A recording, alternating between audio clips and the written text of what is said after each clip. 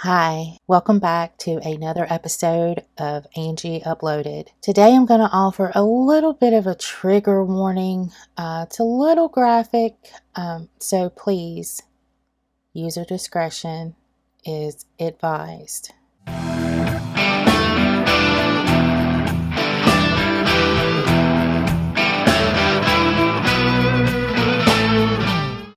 Today we're going to talk about the headless body in a topless bar. Now, that title did not come from me.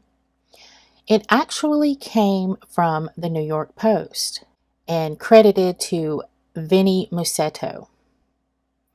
And after I go through the story, you will find out why this title was great. Not the circumstances, but the title. The title is actually one of, if not the most famous headline in tabloid history.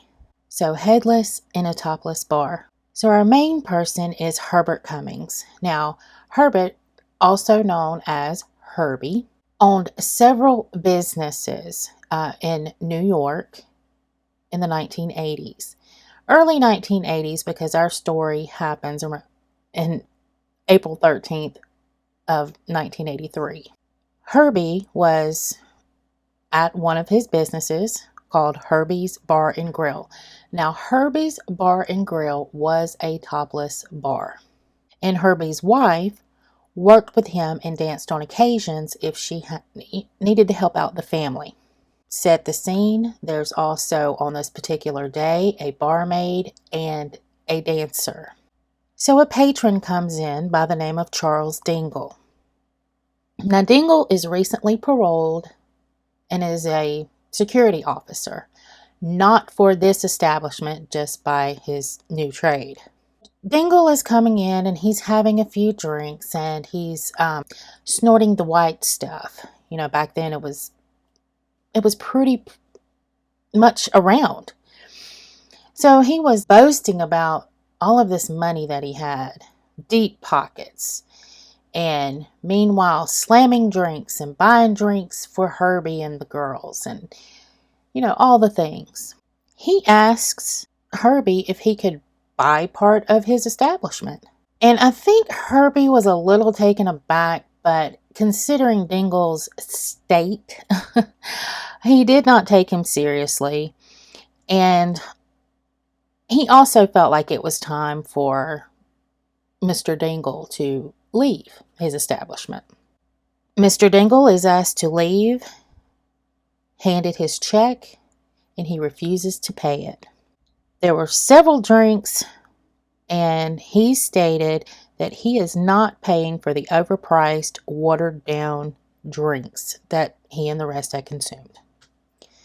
An argument ensued between Herbie and Dingle, and then Dingle pulls out a .22 caliber revolver and fires, and he hits Herbie in the face, around the eye and over to the side of the nose, unaliving him. Now, Dingle is already hyped up on the white stuff and drinks, and he begins talking to himself.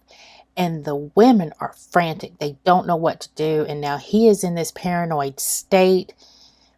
So they flee. They run to the back, and they lock the door. But this did not stop Mr. Dingle. Oh, no. He busted the door down. He then handcuffed Herbie's wife and tied the other women up with Christmas lights that he had found. He locks the door, the main door to the bar, turns the volume up on the jukebox, and violates one of the women horribly. And that was her first night working there. A knock on the door came, and Mr. Dingle opened and said it was closed. The person on the other side was a manager who didn't recognize Dingle, so she pushed past him, only to find that she's now staring down the barrel of this .22 revolver. He takes her purse and he goes through it looking for cash. He finds a business card, and this woman is also a director of a funeral home and a licensed mortician. She's working at Herbie's as well to save money for school. Now, Dingle gets in his head that being she works with dead bodies, she could do autopsies. He now wants the bullet removed from Herbie's head, so it could not be traced back to him. Handing the woman a steak knife and holding this weapon at her, he told her to remove it, and she tried to do as he asked. She tried to get it out with a steak knife, but it was too deep and she could not get to it. And there's Dingle still applying himself with booze and the white stuff.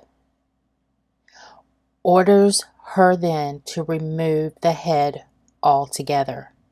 And she knew if she did not, she would surely be sealing the fate of all of them.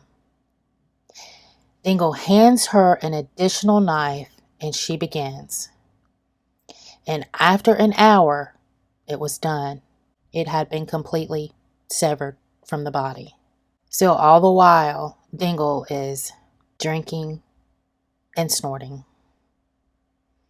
Now, at 4 a.m., a horn blasts from outside. The dancer stated that was her boyfriend there to pick her up. Oddly, Dingle told her not to mention what she witnessed, and he let her go. And about an hour later, the barmaid, well, she was released in the same manner. Now, this left Herbie's wife and the mortician. Dingle continued his drinking and making the women drink as well, because he was hoping that they would forget what had happened there, or at least forget he was the one that did it if they were too intoxicated to remember. Now, around 6 a.m., Dingle decides it's time to go. It's time to flee. He's got to get out of there. He orders the women to Herbie's van, but not before putting Herbie's head into a cardboard liquor box and covering it with New Year's Eve decorations. He couldn't get the van to start, so he ordered the ladies back inside, where he called a gypsy cab service. A little bit later, a 72 Lincoln drives up.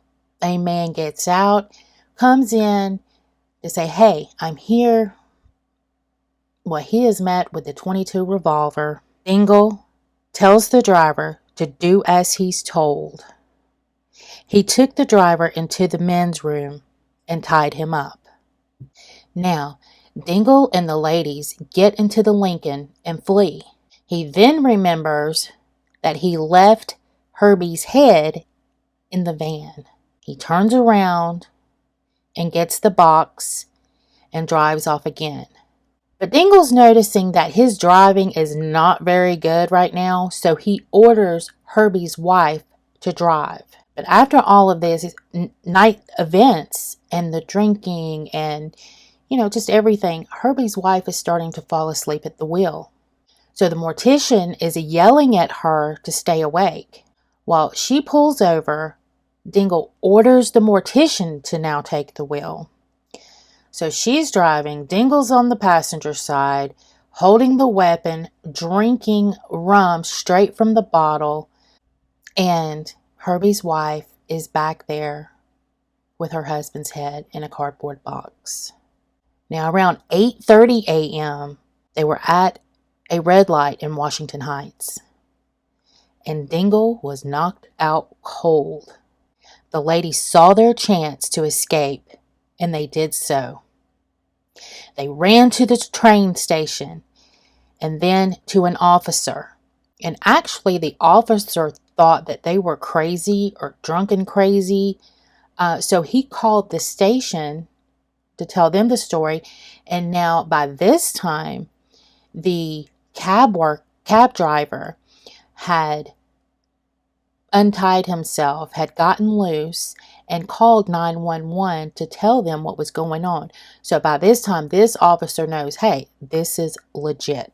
So the police arrived at Herbie's bar and saw the horrific scene, in Herbie's headless body.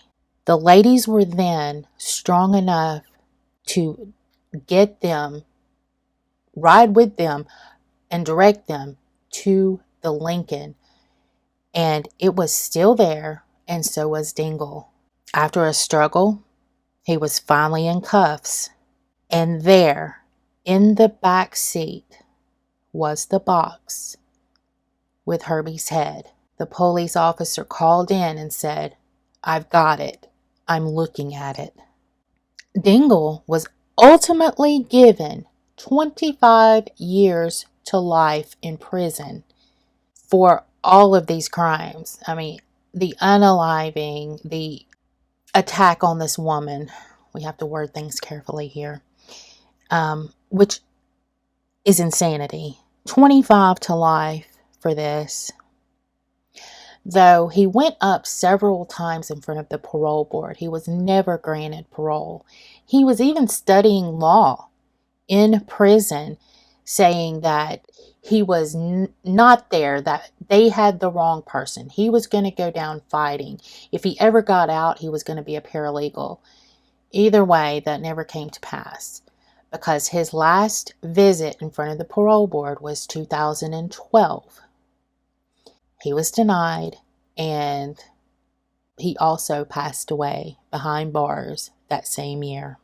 I did not dig into what happened to the women out of respect to their privacy, but I do hope that they were able to cope and live as normal lives as possible after this horrific night.